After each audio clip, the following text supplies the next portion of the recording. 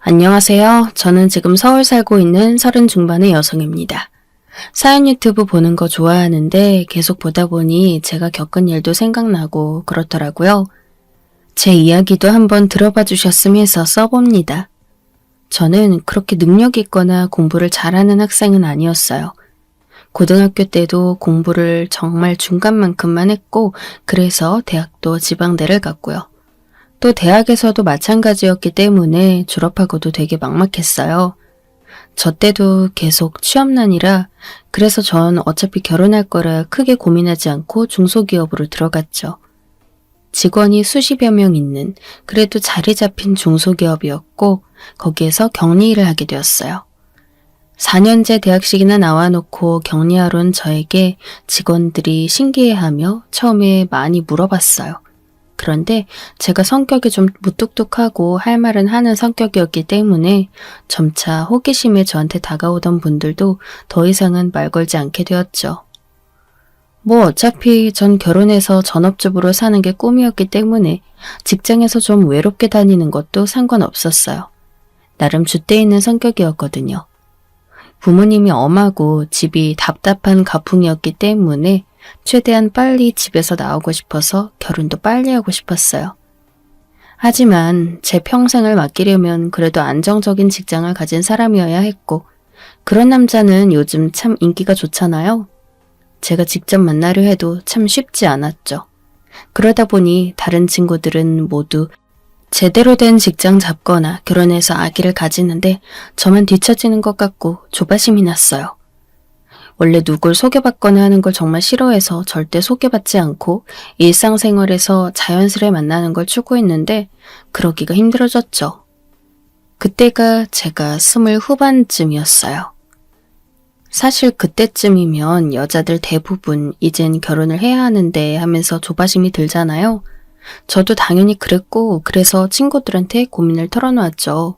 그랬더니 한 친구가 혹시 자기 남친의 고향 친구를 만나볼 생각 있냐고 하더라고요. 너 남친의 친구? 고향에서 어릴 때부터 같이 자란 친구래. 그렇잖아도 그 친구가 여자친구 있으면 좋겠다고 소개시켜줄 사람 없냐고 한다는 말을 어제 들었거든. 딱 잘 됐다 야. 그 친구분은 나이랑 직업이 어떻게 되는데?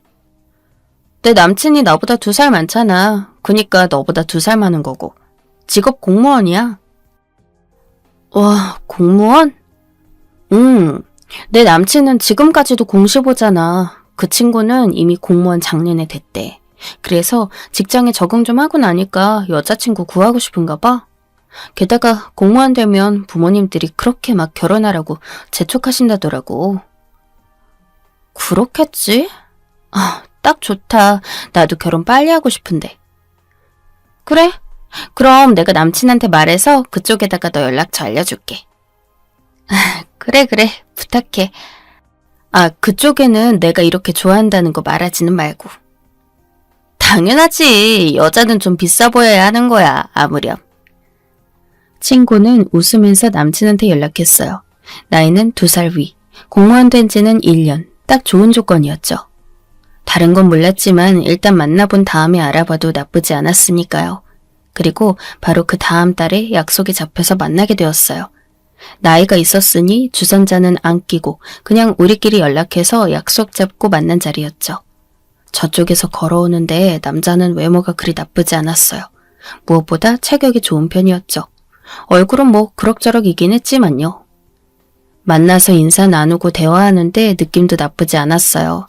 자기가 공무원이란 사실에 굉장히 자부심 느끼고 있는 사람이었는데 어차피 저도 안정성 높은 남자와 결혼해서 살고 싶었기 때문에 그런 부분을 나쁘게 보지 않았죠. 그리고 자기 직업 싫어하는 사람보다 자부심 가진 긍정적인 사람이 훨 낫잖아요.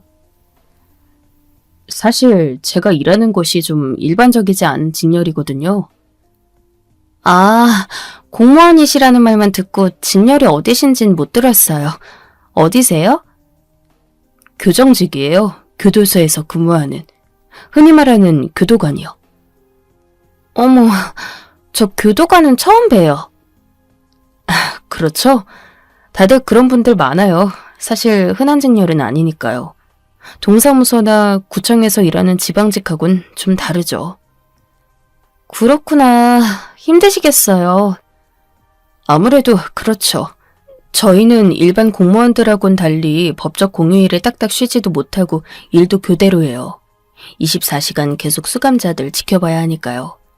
이게 일반 분들이 생각하는 것과는 다르게 되게 힘든 일이에요. 자부심 없인 하기 힘든 일이죠. 아, 그렇겠어요. 그래도 지금 휴가 낸 상태라 제가 나을 수 있었는데 평상시엔 나가기도 좀 힘들어요. 아시겠지만 교도소는 좀 교통 불편한 곳에 많이 있는데 교대제니까 시간 맞춰 딱 외출하기가 힘들거든요. 저는 신기해서 고개를 끄덕였어요. 하긴 생각해보면 교도소는 24시간 365일 수감자를 감시해야 할 테니 당연히 교대제로 근무하겠죠. 게다가 교도소는 지방 산속에 있는 곳도 많을 테니. 아, 그래서 그렇게 체격이 좋으셨구나. 전 들어오시는 거 보고 운동선수이신가 했어요. 뭐 그 정도는 아닌데.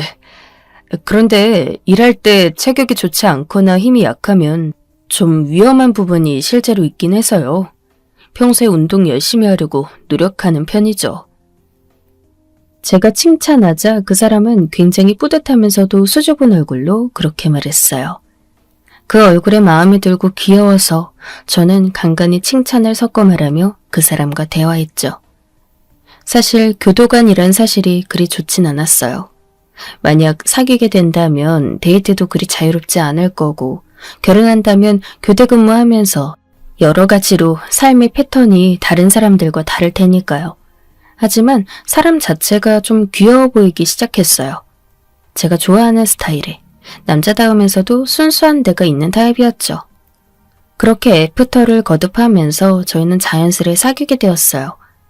남자친구는 제가 날씬하고 무심해 보이는 게 좋았다 하더군요. 전 체격 좋고 훈훈한 남자친구한테 완전 푹 빠져서 소개로라도 이 사람을 못 만났으면 어쩌나 싶을 만큼 행복했어요. 그런데 문제는 이 사람과 데이트하기가 참 힘들다는 거였죠. 교도소에서 근무하니 당연한 거였지만 사실 근무할 때는 아예 핸드폰조차 갖고 들어가지 못하는 게 규칙이더라고요.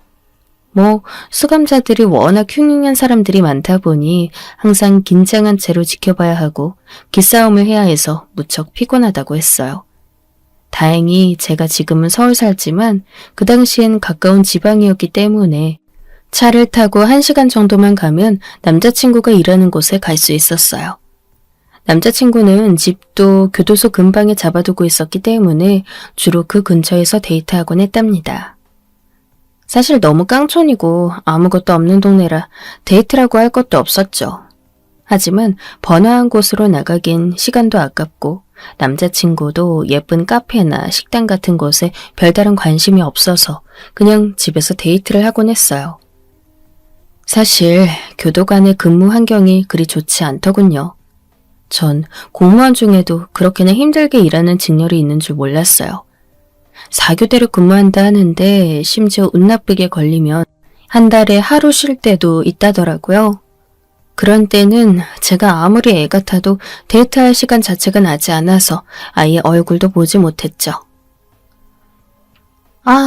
오빠하고 이렇게 데이트하기가 힘들어서야. 내 남자친구란 생각도 안 들어. 제가 불평을 하니까 남자친구가 그러더군요. 그래서 사실 교도관끼리 결혼하면 주말 부부가 많아.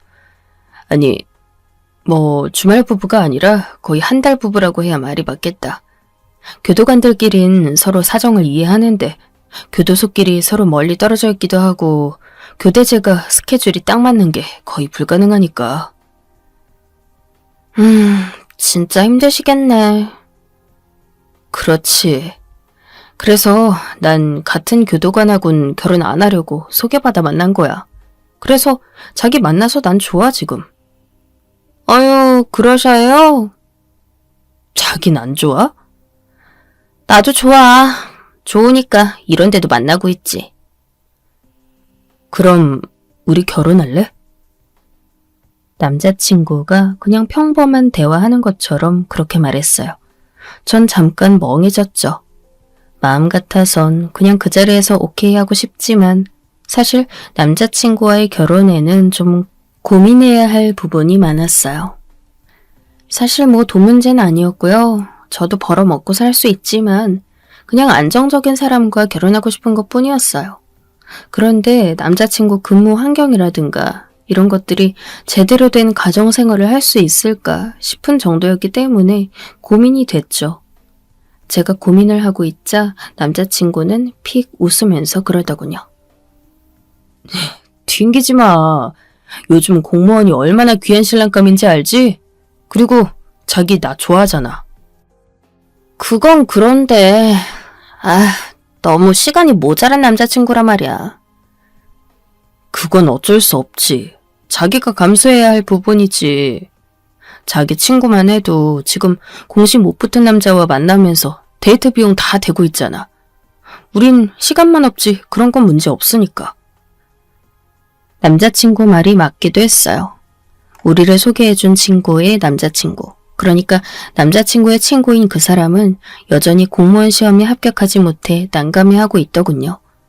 그 사람은 서울 지방직으로 시험 보고 있는데 너무 커트라인이 높다고 힘들다고 한다고 친구가 얼마 전 저한테 고민 상담을 하기도 했어요. 이러다 정말 공시에서 떨어지면 나중에 남자친구와 헤어져야 하나 고민된다고요.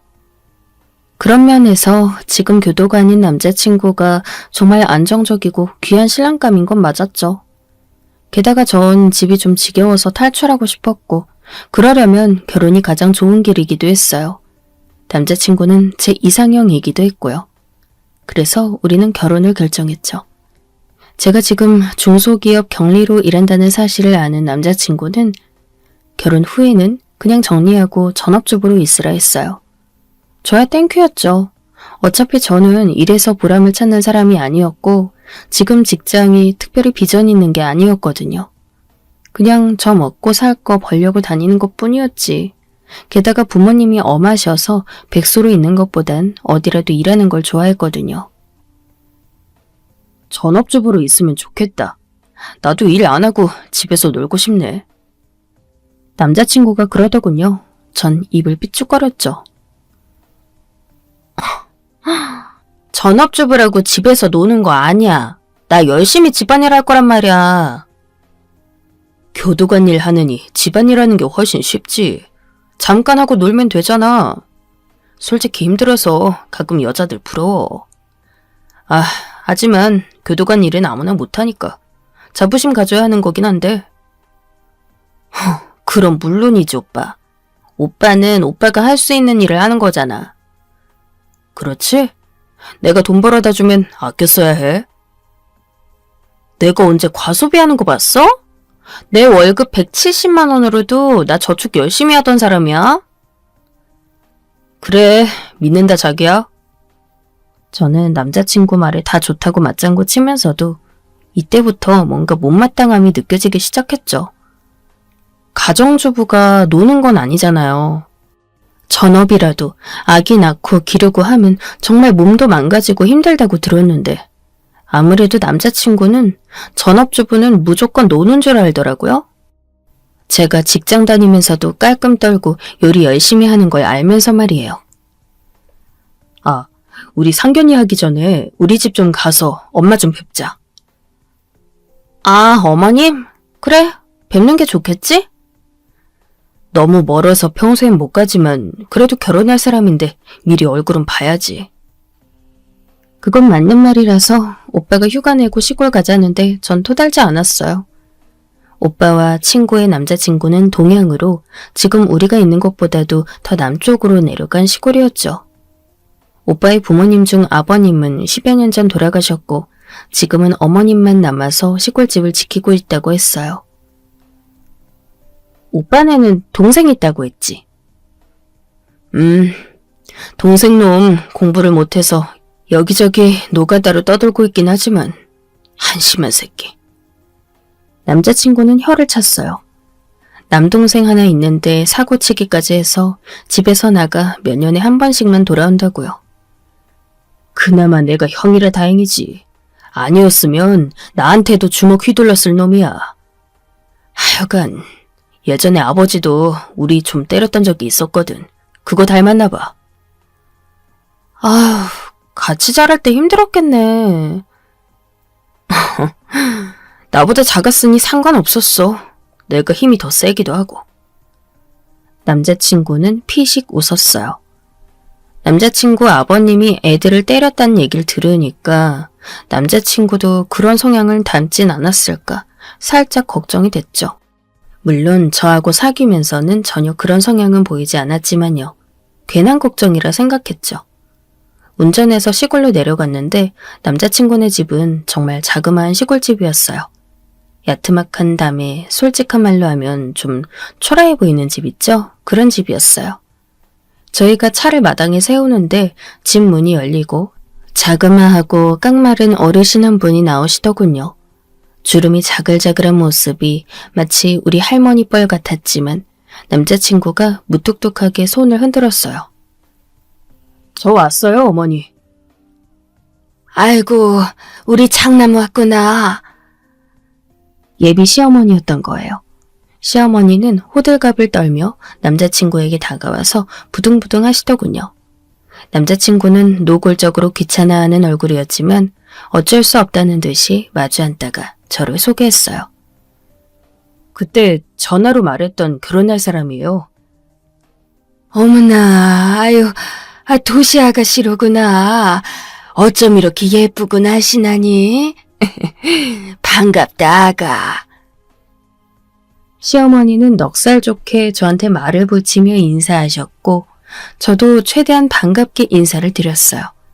시어머니는 오랜만에 장남이 왔다면서 신이 나서 빨리 방으로 들어가라 하셨고 저희는 곧장 방에 들어갔어요. 정말 오랜만에 보는 노란 장판 바닥에 쿰쿰한 냄새가 나는 집안. 혼자 사는 어르신이니 깔끔하게 해놓으실 리는 없었지만 그래도 청소한 지 꽤 오래된 것 같은 냄새가 났어요. 제가 집안 둘러보는 걸 알아챈 남자친구가 민망한 듯한 얼굴을 하더군요. 집이 좁지? 아니야, 충분히 넓은데 뭐. 원래 조금 더 넓은 집이었는데 어머니가 혼자 사신다 하셔서 좁은 곳으로 옮겼어. 동생이 사고 친 거 돈도 갚아줘야 했고 해서 다 팔고 여기로 옮긴 거거든. 아, 그랬구나. 어머니도 그렇고 동생도 그렇고 좀 꽉 막혀서 말이야. 보다시피 워낙 촌이고 해서 좀 답답하게 살았지. 그러게. 어렸을 땐 특히나 좀 그렇긴 했겠다.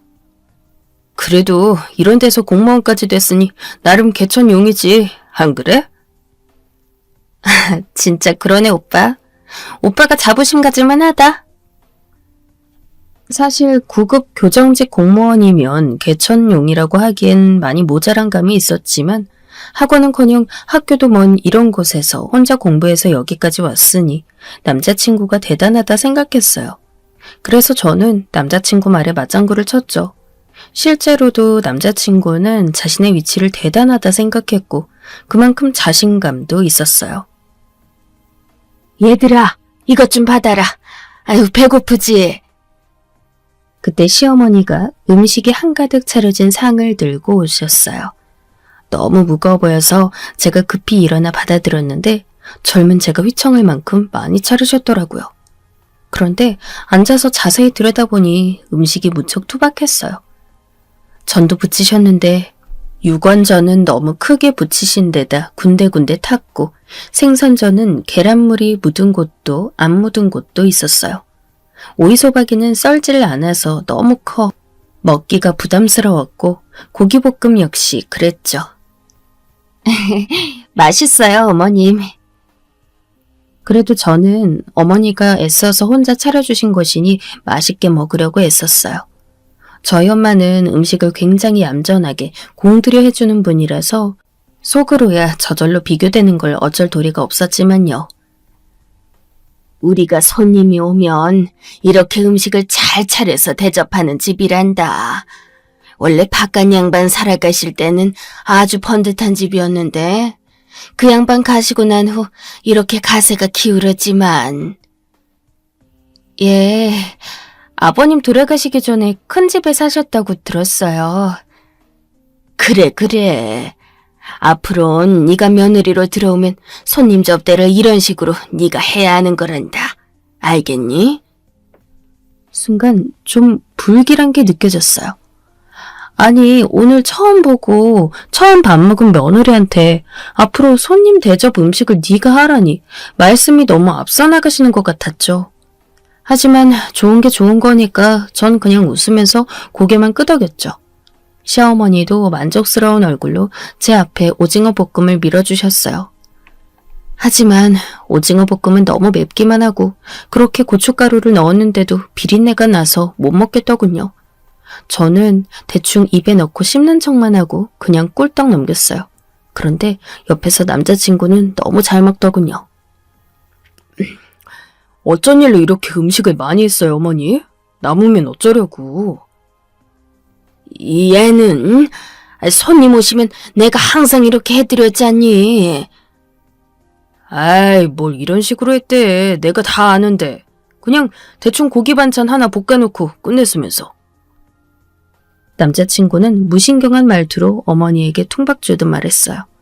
저와 어머니가 앞에서 한 대화를 아예 안 들은 것 같았죠.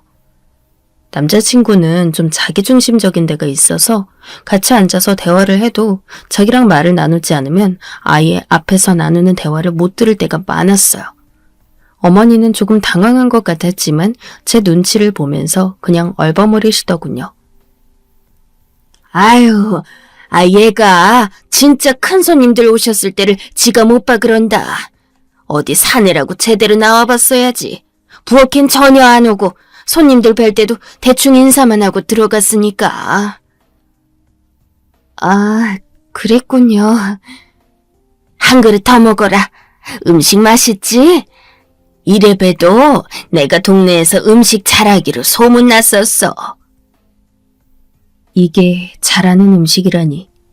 정말 거짓말로도 맛있다고 못할 음식이라 전 좀 황당했어요. 그냥 양하고 종류만 많이 해놓은 상이었거든요. 음식 자체도 대충대충이었고. 하지만 그런 티를 낼 수 없으니 저는 그냥 웃으면서 고개를 젓고 먹지 않겠다고 했어요. 남자친구는 꾸역꾸역 2그릇이나 다 먹어 치우더군요. 상은 제가 들고 나가서 전부 설거지했어요. 그나마 다행히 싱크대는 되어 있어서 앉은 채로 마당에서 설거지하는 불상사는 피할 수 있었죠. 추워지는 시기라 유난히 차가운 물로 설거지를 하려니 손이 깨져나가는 것 같았어요. 너무 차가워서 따뜻한 물을 틀려고 했더니 시어머니가 화들짝 놀라면서 하지 말라고 하셨어요. 예, 그거 그쪽으로 틀지 마라. 가스비 나간다. 어머니, 하지만 조금 따뜻한 물을... 안 된다. 못하겠음 이리 내놔. 아니, 무슨 애가 이리도 약해 빠졌니? 도시 아가씨라고 이 정도 차가운 물도 못 견디겠어? 아니에요, 어머님. 그냥 제가 할게요. 결국 차가운 물에 제가 설거지를 전부 다 하고 상을 치웠어요. 그러는 동안 희한하게도 시어머니는 전혀 안 도와주고 그냥 뒤에 앉아서 보고 계시더군요. 손가락으로 반찬통은 저기 있다, 이건 여기 있다 말만 하시고요. 그러더니 저에게 그러시는 거예요. 이제 너 우리 아들하고 결혼하면 자주 우리 집 와서 음식도 하고 치우기도 해야 하고 하니까 알려주는 거다. 한 달에 2번은 올 거 아니니? 네? 순간 귀가 의심됐어요. 아니, 저희도 지방이었지만 여긴 차로 달려서 3시간을 편도로 와야 하는 곳이었어요. 왕복으로 6시간인데 가뜩이나 쉬는 날 적은 교도가 아닌 남자친구와 살면서 여길 자주 오가라뇨. 어머님, 한 달에 2번은... 오빠 쉬는 날도 적을 땐 한 달에 하루일 때도 있는데요. 무슨 소리니? 너 혼자라도 와야지. 날 봉양하면서 살지 못할 망정 이게 무슨 소리야? 시어머니는 화들짝 놀라면서 저한테 그러셨어요. 저는 말문이 막혀 어안이 벙벙할 따름이었죠. 어물어물 알았다고 하고 방으로 들어오는데 머리가 복잡해졌어요. 시어머니는 과일도 가지고 들어와 저한테 깎으라고 내미셨죠. 식혜를 한 잔씩 따라 앞에 두고 TV를 켰죠. 이 텔레비전도 얘가 사준 거다. 어쩐지 이 낡은 집에 어울리지 않게 새 것이더군요. 어머니는 너무나 자랑스럽다는 듯 TV를 어루만지다가 남자친구를 바라보았어요.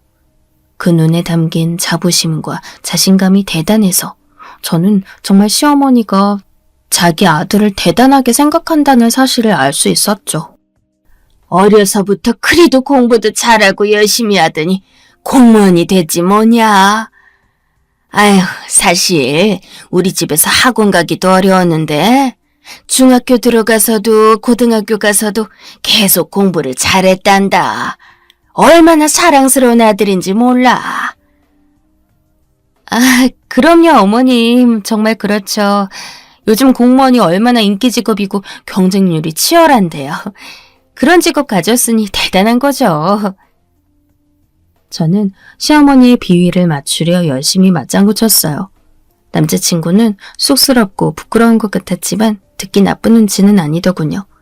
은근히 좋아하는 것 같아 더 귀엽기도 했어요. 어머님이 자기 아들 자랑스러워하고 사랑하는 게 절대 나쁜 일은 아니죠. 실제로 자랑스러워할 만한 아들이기도 했고요. 하지만 문제는 그 다음이었어요. 내 아들이 이렇게 잘나내니 난 사실 며느리도 공무원이나 좀 잘난 애가 들어올 줄 알았거든. 아, 어머니. 아니 왜? 내가 탈 잡으려는 게 아니라 사실이 그렇단 얘기야. 어머니 그만해요. 뭐 사람 앞에서 그런 소리를 굳이 해. 내가 틀린 말 했니? 사실이지 뭘. 중소기업 경리하는 아가씨가 며느리로 들어올 거란 기대는 안 했지 않겠니? 네, 그렇죠, 어머님. 저는 조금 씁쓸하게 대답했어요. 사실 뭐 누가 봐도 제 직업은 그리 좋은 편은 아니었고 저도 잘 알았어요. 어머님이 오늘 처음 만난 저에게 저런 말씀하시는 게 솔직히 과하단 생각은 들었지만 어머님 입장에선 또 속마음 진실되게 꺼내 보이는 거겠거니 싶더군요. 작은 회사에서 여직원이 할 수 있는 일이 뭐가 있겠니? 응? 뭐 커피 타고 청소하고 그런 거겠지. 나도 읍내에 살아봐서 옆집 딸이 그런 듯한 녀석 본 적이 있다. 아무리 그래도 공무원하고는 다르지 않겠니? 뭐 그렇죠. 아이, 진짜. 남자친구는 계속 말하는 어머니가 갑갑하다는 듯 고개를 휙 돌리고 텔레비전 소리만 더 키웠어요. 시어머니는 계속 말씀을 안 멈추셨죠. 우리 애 잘났다는 걸 내가 자랑하려 그러는 게 아니라 사실이 공부도 너무 잘하고 너무 성실한 애야. 원래 우리가 좀 더 잘 살아서 뒤를 받쳐줬으면 뭔들 못했으려니, 응?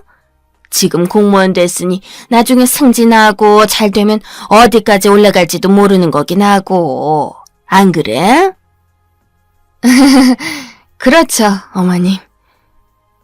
사실 9급 교정직 공무원이 아무리 승진 잘 된다 한들 어디까지 올라갈 수 있겠어요? 물론 가뭄에 콩나듯 고위직까지 올라간 사람들이 있긴 하지만 정말 드물잖아요. 하지만 시어머니는 정말 꿈에 부풀어 있는 것 같아서 전 그냥 얌전하게 대답하고 말았죠. 뭐 제가 딱히 시어머니 마음 상하게 할 일도 아니었으니까요. 그런데 이렇게 널 며느리감으로 데려왔으니 너도 거기에 좀 걸맞게 우리의 대우를 해줬으면 좋겠구나. 그럼요, 어머님. 제가 잘할게요. 마음만으로는 안 돼. 물질적으로도 잘해줘야 돼.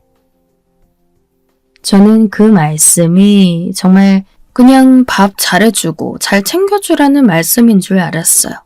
그래서 고개만 끄덕이고 있었더니 시어머니는 제가 알아들은 줄 알고 흐뭇하게 말씀하시더군요. 그래. 결혼하게 되면 혼수든 예단이든 집이든 다 잘해올 거라 믿는다. 내가 걱정하지 않아도 되겠지? 똑 부러지는 도시 아가씨니까. 네? 집이요? 응, 그래. 집은 어디다 살 거니? 직장 근처? 아니면 도시에? 시어머니 말씀에 전 어처구니가 없었는데 남자친구가 버럭했어요. 아, 어머니, 그걸 뭐 벌써 말하고 그래요. 우리가 알아서 할 테니까 간섭 좀 하지 말아요. 아, 내가 간섭하려는 건 아니고. 도시든 교도소 근방이든 알아서 할 일이에요. 좀 조용히 하세요. TV 소리 안 들려요. 그게 아니라 얘야. 어머니 말소리 때문에 아까부터 계속 텔레비전을 아예 못 보겠잖아. 아휴, 귀찮아 진짜. 남자친구는 정말 짜증스럽게 말했어요. 전 솔직히 좀 놀랐어요.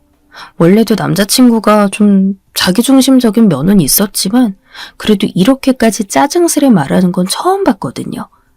어머님은 뭔가 항변을 몇 마디 하시더니 알겠다면서 입을 다물고서 꾸물거리며 바느질거리를 꺼내어 바느질을 시작하셨어요. 솔직히 답답했어요. 시어머니는 아무 말 없이 바느질만 하시고 남자친구는 반쯤 드러누워 텔레비전에 의미 없는 개그 프로나 보고 있고요. 저도 화면만 멍하니 보는데 정말 너무 재미가 없었어요. 그렇게 분위기가 묘하게 불편했던 시댁 방문이 끝났죠. 저는 올라오는 중에도 생각이 많아졌어요. 시어머니가 하셨던 말씀이 굉장히 거슬리더군요.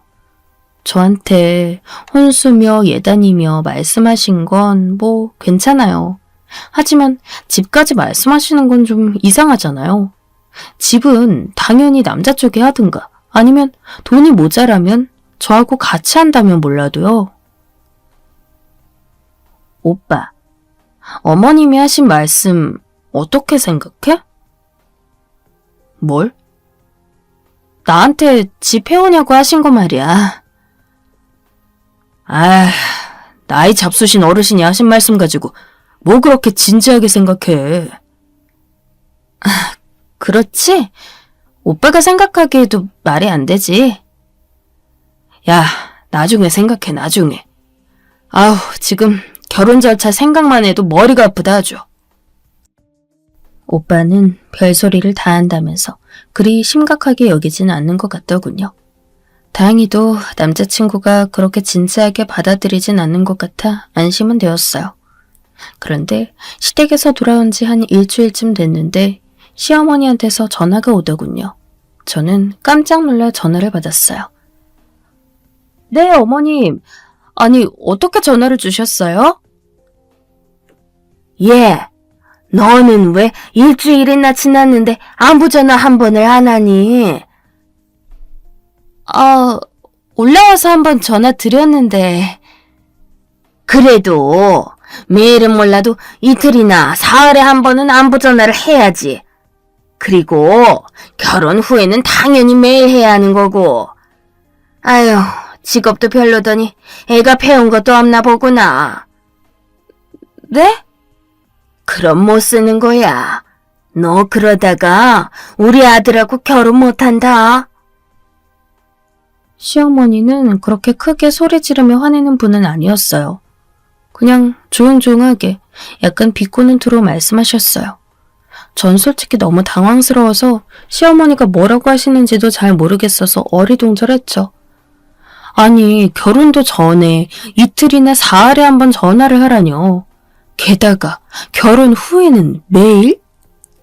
저는 너무 어이없어서 시어머니한텐 뭐라고 대꾸도 못하고 그냥 전화를 끊었어요.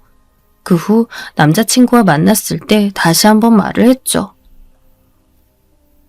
어머님이 나한테 전화하셔서 이틀이나 사흘에 한 번씩 안부 전화하라고 하시던데? 오빠, 아직 결혼도 전인데 너무 과하신 거 아니야? 어머니가? 그래, 며칠 전에 전화 왔었어. 그래서 안부 전화했어? 안 했어. 아니, 내가 아직 그렇게까지 해드릴 때는 아니잖아. 뭐 그거 전화 며칠에 한 통 하는 거 가지고 그러냐? 그 정도는 해드려도 되지. 어차피 우리 결혼할 건데 좀 먼저 하면 어떻다고. 아니, 그런 게 아니지, 오빠. 그럼 오빠도 우리 집에 전화라도 하든가. 오빠는 아직 우리 엄마 아빠 보러 가지도 않았잖아. 야, 장인어른하고 장모님은 상견례 때 뵈면 되지. 뭘 그렇게 급해? 그런 게 어디 있어? 나도 먼저 가서 뵀는데? 거기다 어머님은 멀리 계시지만 우리 집은 바로 차로 1시간만 가면 되는데 뭐가 문제야? 그게 그렇게 중요해? 어차피 상견이 얼마 남지도 않았어. 이 정도 됐으면 오빠가 먼저 가자고 해줘야지. 시댁도 그렇게 멀리 다녀왔는데 우리 집은 코앞인데 가자고 하지도 않고 데려다 준 적도 없으면서? 알았어. 알았으니까 나중에 이야기하자. 남자친구는 귀찮다는 듯 말하고 고개를 돌렸어요. 저는 너무 서럽고 서운하더군요. 제가 남자친구를 정말 사랑하고 정말 좋아해서 저희 둘 중에서 더 좋아하는 건 제 쪽이었는데도 순간 마음이 차가워질 정도로요. 그날은 데이트도 안 하고 그렇게 헤어져서 집에 가서는 전 혼자서 밤새 고민했어요. 눈물도 좀 났죠. 제가 그렇게 좋아하는 사람이 아무래도 저희 부모님한테는 관심도 없는 것 같고 저만큼 절 좋아하는 것 같지도 않았으니 말이에요. 그리고 다음 주에 다시 한번 시어머니한테서 전화가 왔어요. 시어머니는 또 저한테 안부 전화 안 했다고 뭐라고 하시더군요. 거기까진 그러려니 했어요. 뭐 어차피 그런 소리 또 들을 거 알면서 전화 안 한 거니까요. 그런데 또 다른 말씀을 하시더군요. 너 그보다 결혼 곧 할 건데 상견례도 얼마 안 있으면 할 거라며. 혼수하고 예물은 어쩔 거니? 그건 제가 잘 챙겨볼게요, 어머님. 집은 어떡할 거야? 알아봤니? 집이요? 그래, 지난번에 말했잖니. 결혼 전까진 네가 집을 해와야지 너희가 신혼 살림을 잘 안정적으로 시작할 수 있지 않겠어? 어머님, 집을 제가 해갈 수 있을 만큼 돈이 넉넉지가 않아서요. 저는 큰마음 먹고 시어머니한테 항변했어요. 그러자 어머니가 수화기 저 너머에서 잠시 조용해졌어요. 그러더니 또 화가 나신 듯 비꼬는 말투로 말씀하셨죠. 대체 무슨 생각으로 여태 집 살 돈도 안 모았니? 너 그래가지고 그 커피 타주는 직장 다니면서 어떤 사내랑 결혼하려 그랬어? 하지만 어머님, 그게 요즘 집값도 너무 비싸고 전 월급이 얼마 안 돼서. 그럼 우리 아들더러 지금 집 해오라는 거니? 공무원은 명예가 높은 거지 월급은 높지 않아. 너보다야 많이 받겠지만 네가 이러는 거 아니다. 처지는 결혼이면 네가 그만큼 더 노력해야지. 어머님, 하지만 집은 오빠랑 제가 어떻게든 돈을 같이 마련해서 하는 게 맞을 것 같아요. 아니, 그게 무슨 소리야? 요즘 세상에 어디 좋은 직업 가진 남자랑 결혼하는데 남자가 집에다 돈을 대줘. 요즘 다들 같이 준비해요, 어머님. 반반해서 같이 살림 꾸려나가는 사람들 얼마나 많은데. 헛소리 마라. 그것도 어차피 비슷비슷할 테나 하는 소리지. 아니, 어디 커피나 타는 주제에 공무원 남편 얻으면서 집도 안 해오려고 술을 쓰고 있는 거야? 너 이거 우리 아들도 아는 거야? 어머님, 사실 오빠는 저한테 집에 대한 말은 전혀 안 했어요. 그거야. 걔가 마음이 약하니까 그렇지. 그리고 당연히 네가 한다고 생각하고 있을 거다. 어떻게 다르게 생각할 수가 있겠니? 시어머니는 계속해서 저에게 뭐라고 비꼬면서 말씀하시곤 끊었어요. 막 소리 지르고 화를 내시면 제가 맞대거리라도 하겠는데 그것도 아니라 제가 뭐라 할 수도 없어서 미치겠더군요. 저는 시어머니 전화를 받은 이후 계속 속이 불편하고 죽겠어서 앓다가 남자친구를 다음날 불러내서 말했어요. 아, 오빠. 어머님한테 어떻게 말 좀 해줘. 뭘 말을 해? 어머님 전화하셔서 또 나한테 혼수하고 집 준비하라고 하셔. 아니, 너무하시잖아. 뭘 너무해 또. 그냥 너가 한 귀로 흘리고 말어. 어떻게 그래? 어머님이 계속 나한테 전화하셔서 완전 대놓고 준비하라 하시는데 너무하셔 정말. 뭘 자꾸 너무해. 사실 어머니 말씀이 맞지 뭐. 결혼 준비 생각하면 슬슬 준비해야 할 것도 있고. 아니, 그걸 나 혼자 준비하는 것처럼 말씀하시니까 문제지. 어떻게 그걸 나 혼자 준비해? 난 시간이 없으니까 너라도 준비해야지. 무슨 소리야? 오빠도 같이 준비해야지. 뭐 어차피 집이나 혼수나 너가 해올 건데 뭐. 뭐라고? 저는 순간 귀를 의심했어요. 남자친구는 웅얼거리면서 집이나 혼수나 결혼에 필요한 비용 같은 것도 제가 많이 될 거 아니냐, 어차피 다들 그렇게 결혼한다 하면서 투덜거리더군요. 저는 정신이 순간 번쩍 들었어요. 무슨 소리야 오빠? 내가 집하고 혼수를 어떻게 다 해가? 아니, 다 해오라는 게 아니고 내가 모자란 건 도움 줄 테니까 중요한 것만 하라는 거지. 나 너무 바쁘잖아. 아니, 지금 바쁜 게 문제가 아니라 돈을 다 나보고 대라는 거잖아. 내가 무슨 돈이 있어서 집을 사고 혼수까지 해가? 야, 그럼 난 돈 있냐? 공무원 월급 그까짓 거 뭐 얼마나 된다고. 넌 그래도 사기업이라 나보다는 많이 벌잖아. 네가 일한 경력도 훨씬 길고 네가 해와야지. 남자친구가 결국 벌컥 화를 냈어요. 저는 순간 눈앞이 핑 돌면서 어지러웠어요. 아니, 결국 남자친구도 시어머니랑 같은 생각을 하고 있더라고요. 대체 뭐야? 내가 왜 집까지 해가야 돼? 나 돈 없어. 야, 여태까지 데이트도 전부 내 돈으로 했잖아. 너가 결혼할 때는 당연히 많이 해와야지. 데이트? 데이트할 때 뭘 그렇게 돈을 많이 썼는데? 어처구니가 없더라고요. 세상에. 저희 데이트할 때 돈 정말 안 썼어요.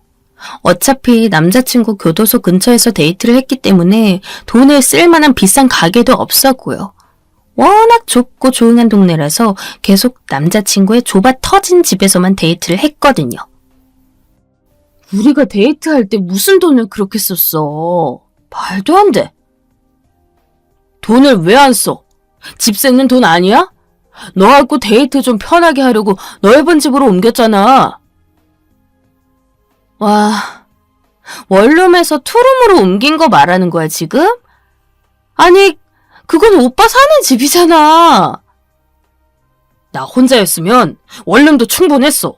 그런데 네가 데이트하러 자주 오니까 내가 옮긴 거잖아. 와, 정말 어이가 없어서 미치겠더라고요.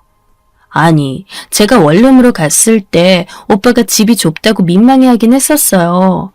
그러더니 마침 좋은 집을 발견했다면서 투룸으로 갔고 거기도 역시 좁았지만 그래도 좋다고 해줬거든요.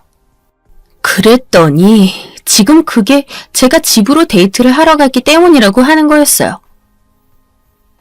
야, 너 그래도 공무원하고 결혼하려면 최소한 작은 집 한 채는 해오는 게 정상이야.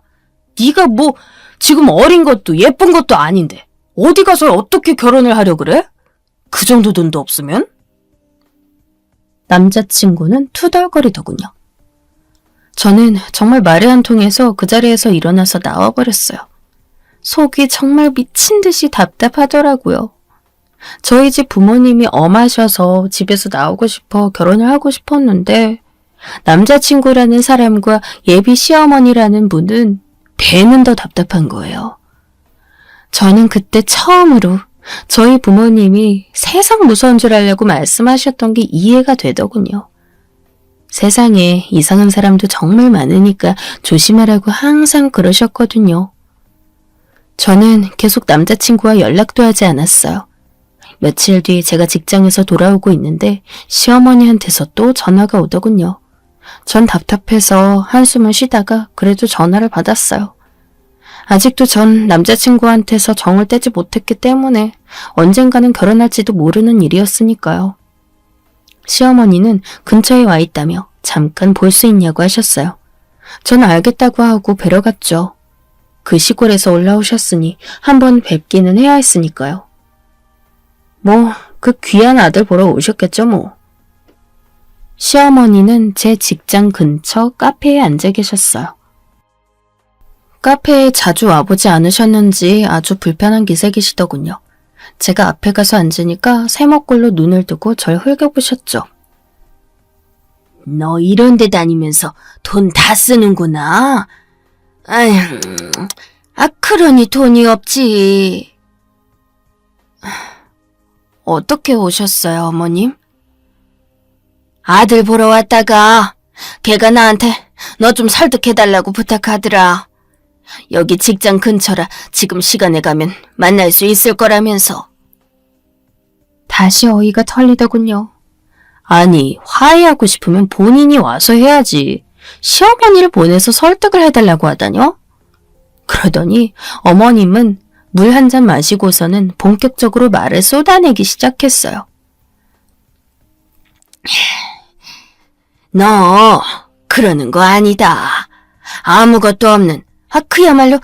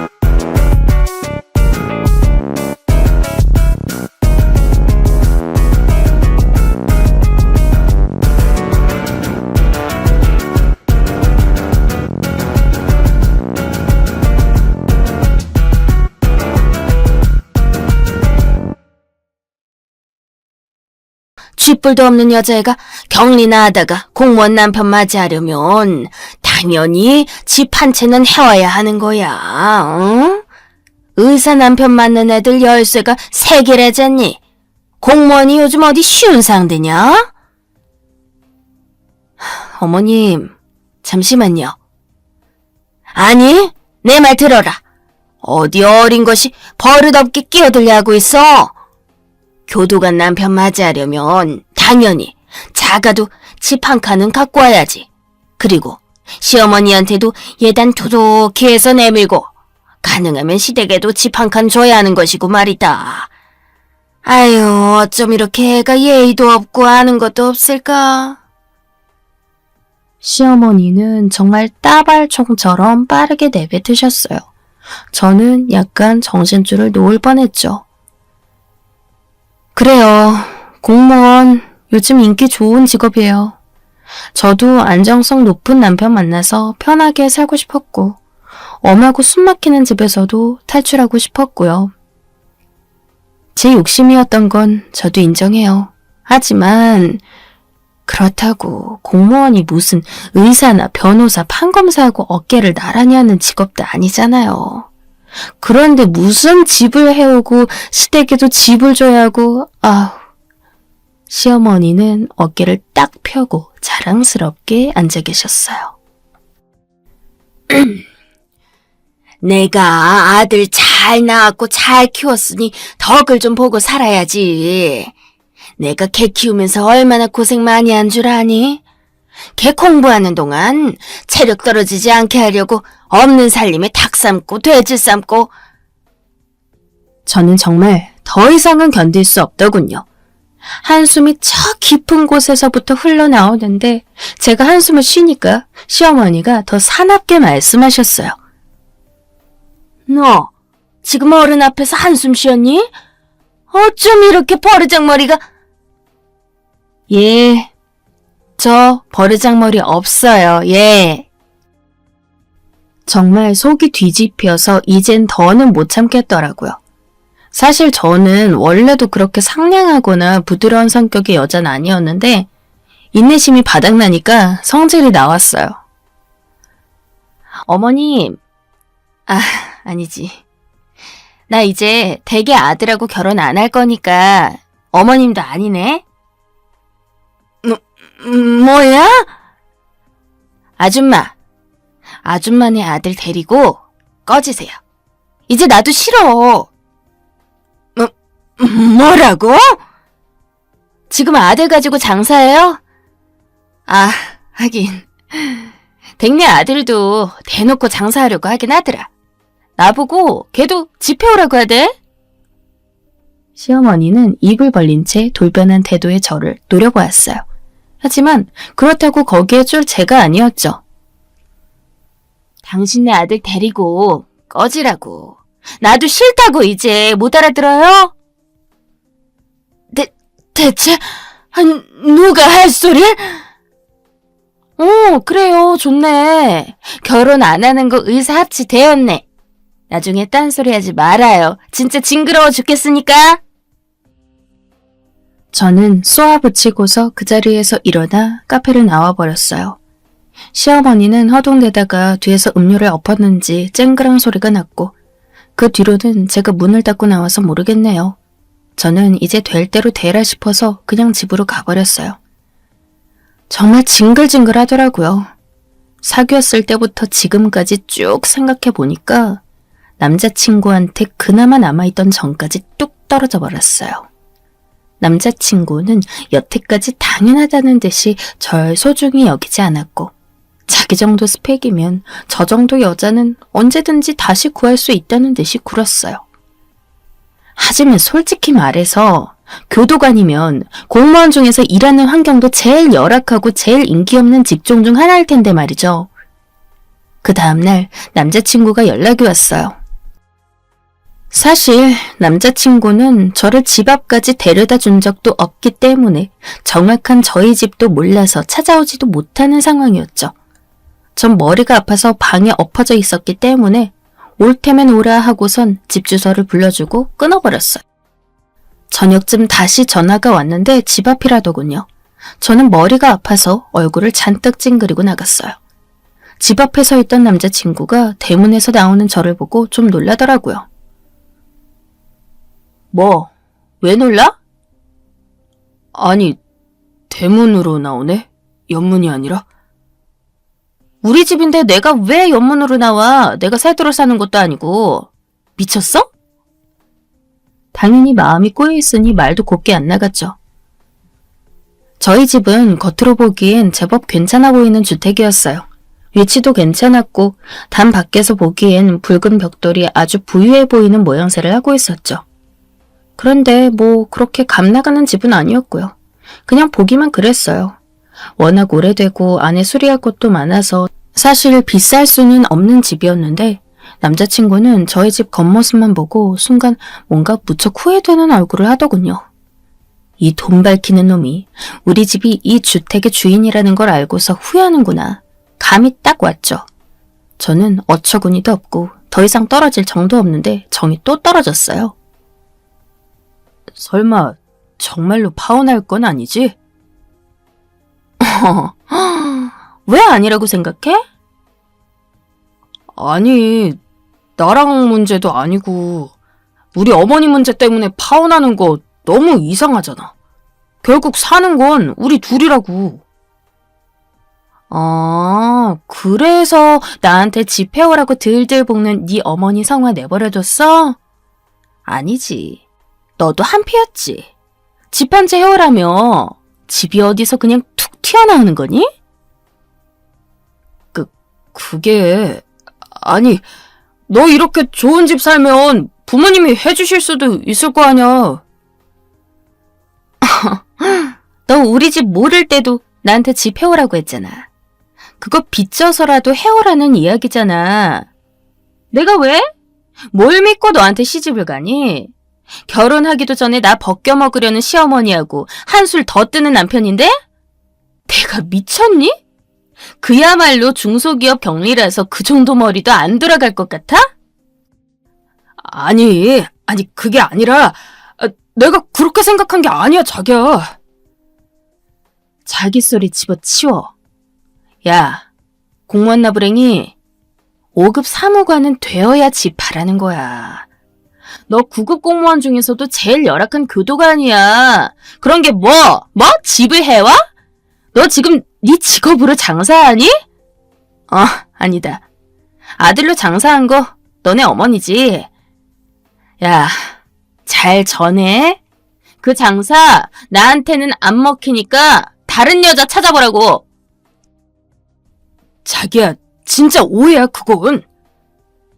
동네 나가기만 해도 동사무소에 줄줄이 앉아서 등본 떼주는 게 죄다 9급 공무원이야. 심지어 그 사람들은 교대 근무도 안 하고 교도소처럼 어디 처박혀 있지도 않아. 야, 내가 당장 동사무소에 있는 사람들한테 가서 말만 걸어도 친분 생겨. 어디서 굴러먹다 온 게 교도관이랍시고 집을 해오래? 미쳤어?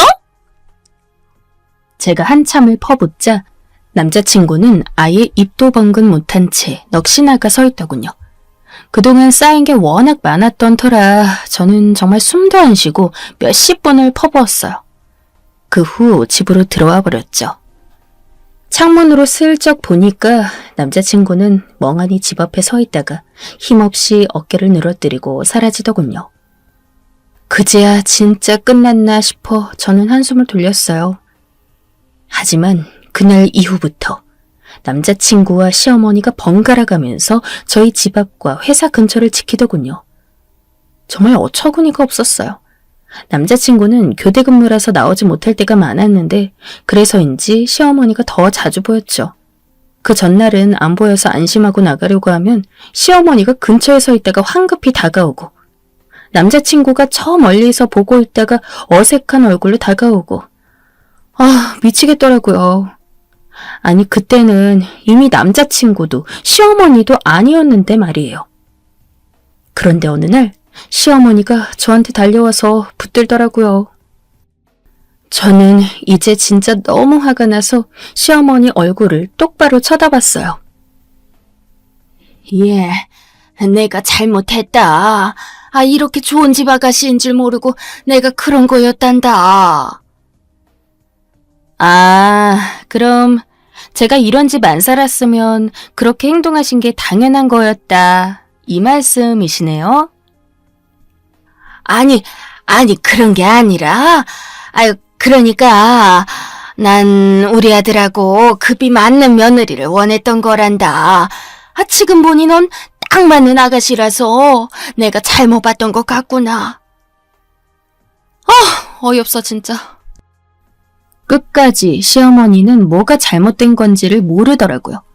아무리 시골에서 혼자 계셔서 세상 물정이 어두우시다지만 이렇게까지 잘못 생각하고 계시면 안 되는 거죠. 어머님, 아니 아주머니! 제 호칭에 시어머니가 움찔하시더군요. 댁의 아드님이요. 물론 공무원이 대단히 인기 직업인 건 맞지만 집을 공짜로 받을 정도까지는 아니에요. 그건 5급 사무관 이야기고요. 댁의 아드님은 9급 중에서도 교도관이에요. 그게... 그러니까 이제 누구한테 눈먼 장사 하려고 하지 마시고요. 앞으로도 거기 걸릴 여자 없을 테니까요. 저희 집은 9급 정도는 상대를 안 해서요. 저는 겉으로 보기에만 멀쩡한 저희 집을 턱으로 가리켰어요. 그동안은 제가 그냥 만나줬던 거라서요. 이제 저하고 급이 안 맞는 걸 알았으니까 오지 마셨으면 좋겠어요. 창피하니까요.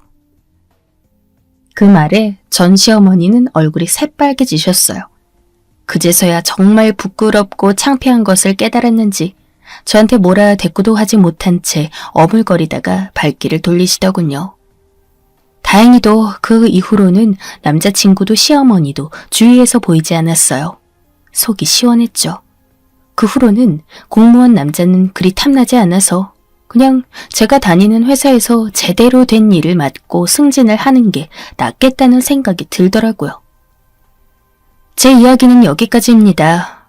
즐겁게 들으셨기를 바라면서 여기서 마치겠습니다.